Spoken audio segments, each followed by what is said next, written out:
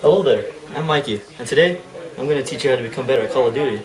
Mikey, this is a history project. Oh damn, wrong one. And today I'm going to teach you how to learn about the second industrial revolution in America, because that's where we live. This book is heavy because it's made in America.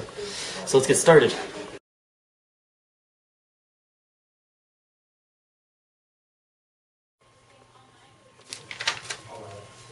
Oh hey, didn't see you there. I was just reading about industrialization. But I guess while you're here I'll teach you about it. Industrialization was a time from 1860 to the 1920s, also known as the time that Betty White was born. But enough about Betty White. It was a time where industrialization was a surge of numerous discoveries and inventions from determined minds and young thinkers. In the late 1800s, the factory had an abundance of steel in which helped in the construction of heavy machinery that helped mass-produce goods. Some of those mass-produced goods were such things as oil. Oil was, improved. The invention of planes, trains, and automobiles, and not the movie starring Steve Martin. Actual planes, trains, and automobiles. Even though that's a good movie, you should go watch it. And also communications such as telegraph, typewriters, and telephones. Even back then, AT&T dropped calls. Now you're probably thinking to yourself, how did this economic growth impact the national economy? Well, I'll tell you. First of all, the rise of big business, which replaced small businesses such as mom and pop shops, like the little corner shops. That was replaced by big factories. And from those big factories, corporations, as we know it, was born. And from those corporations, trusts and monopolies were starting to get used, and that would eventually lead to something greater than it couldn't be controlled. Through the rise of big business, there were also giants that owned those businesses. They're not actual giants, regular people, but they became rich. Some of those people included Andrew Carnegie with his work in steel. Also, when he died, he was the world's richest man at this time.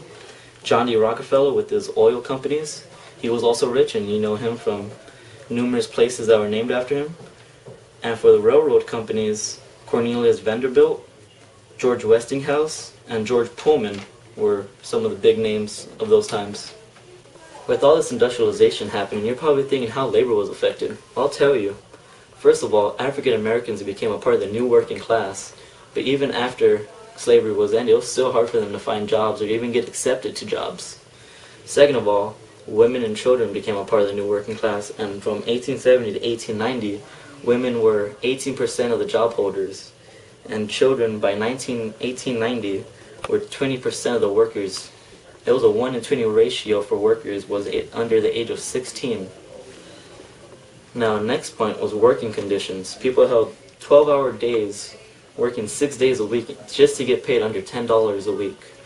And from all that work, fatigue was created, and with that fatigue, it caused danger in the workplace, and from all that danger in the workplace, people actually died on the job. Scary.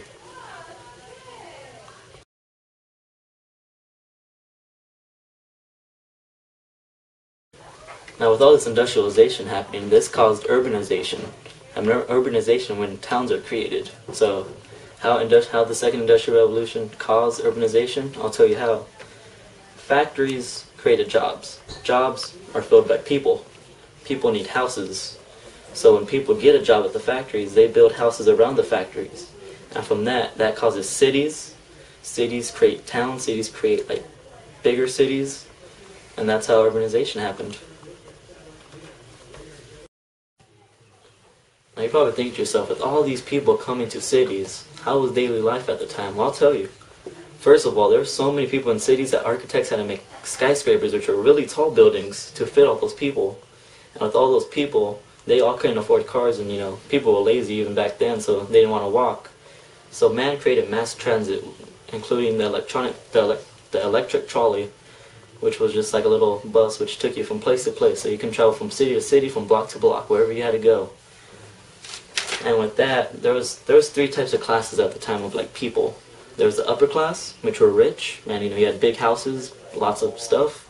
The middle class, average people, living the life, getting a job, doing stuff like that. But then, third, there was the lower class, or the poor, and they lived way differently than the others. They fit 5-10 people in one-bedroom rooms, and it was hard for them to find jobs, or even if they did have jobs, they all worked, and they barely made less than $10 a week. Now this period of urbanization was different from all other urbanization periods because in this one, we saw the greatest increase in economic growth in such a short period of time. Living standards improved significantly due to productivity increase. But with all this increase in productivity, it actually caused factory owners to fire their workers and replace them with machines.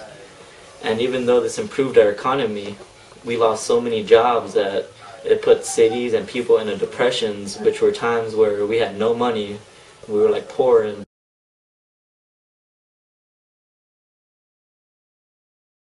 with all these jobs in cities being made, it was like an open invitation for people across the seas to come over here. So from the time of 1800 to 1880, over 10 million immigrants came, and they were mostly Protestants from North and Western Europe. But skip 10 years later, an even bigger number came. From the period of 1891 to 1910, 12 million immigrants came, and they were from like all over the world, such as Europe, Kazakh, Greek, Hungarian, Italian, Polish, Russian, Slovakian, all of them. They all came up here. They were just like, come on in, we have food. We even have more food if you want some. Jobs and land weren't the only reason they came over here. They also came over here to escape poverty, escape religious, political, and other types of persecution they were facing in their homelands, economic opportunities such as jobs, or to become even rich. But then some of them are even, smart enough to come over here, get a job for like a month, make enough money where they can go back to the homeland and get bigger land because apparently our money over here isn't as good as their money over there. I see how it is. I see how it is. Hurts my feelings. Hurts me right there. Now with all these immigrants coming over here, you're probably thinking, what did they do for us? Now they did actually a lot for us. They became soldiers, they fought for our country, which is important, fight for our country. And by 1900, 1/3 of our workforce was actually immigrants, so they took jobs. And they also took the dangerous jobs that we were too scared to take, so that, and I guess that's saying that America's a chicken, so I mean, I don't really like that, because America, land of the free, home of the brave. What does that say about that? Now the true question with all this immigration happening is that, what did the Americans think about it? Well, there was both positive and negative reactions towards it. The positive reactions were, they were soldiers, they fought for our country, they took the dangerous jobs that we didn't want to take, and for people running in Congress, if you helped them, they would vote for you. So, but then on the other hand, there was a lot of negative, such as hatred. They were taking our jobs that we wanted. So you can have the dangerous jobs, but we wanted our jobs. And there was also a lot of hatred due to the natives thinking that they were ruining America. Now, I don't know how they were ruining America because I wasn't there, but if I was there, I would have done something about it. I would have bought them all Subway or something.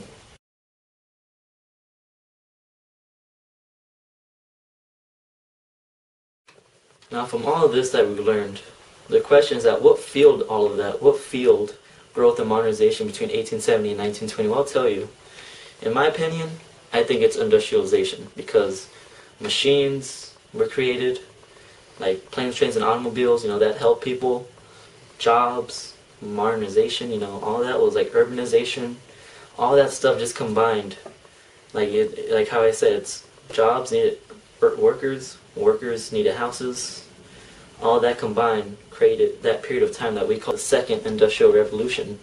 So in my opinion, that's what fueled all of that. And if it wasn't for that time period, we probably wouldn't be here now. Now from all of this, in what way did all that stuff happening impact the society today? Well, I'll tell you. First of all, standard living goes up, wages increase, variety of affordable consumer products, food in abundance, which means we had a lot of it, so we can give it away. A new middle class is formed, which included professionals, salary-based employees, technicians, and engineers. But those are just a positive. Now, there was a lot of negatives too. Corruption. People took advantages of things and stole money. Bad city, like streets. There was, murders, and there was just trash everywhere. Social classes weren't even, Riches were up here, poor down there. We had to make it even. It wasn't working. People were taking advantages of jobs, just doing it for the money. It was a terrible place to be back then.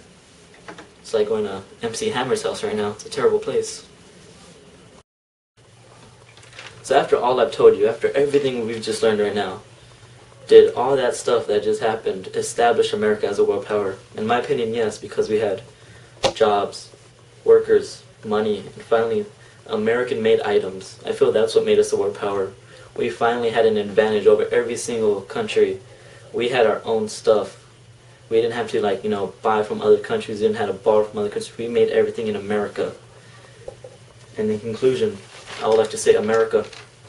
That is all. But I hope this video was educational. If you didn't learn something, maybe it made you laugh. Well, I gotta go make some food now, so I'm gonna leave you with this. Miami Dolphins are gonna win the Super Bowl. If they don't, well, at least they're winning games now. Dolphins.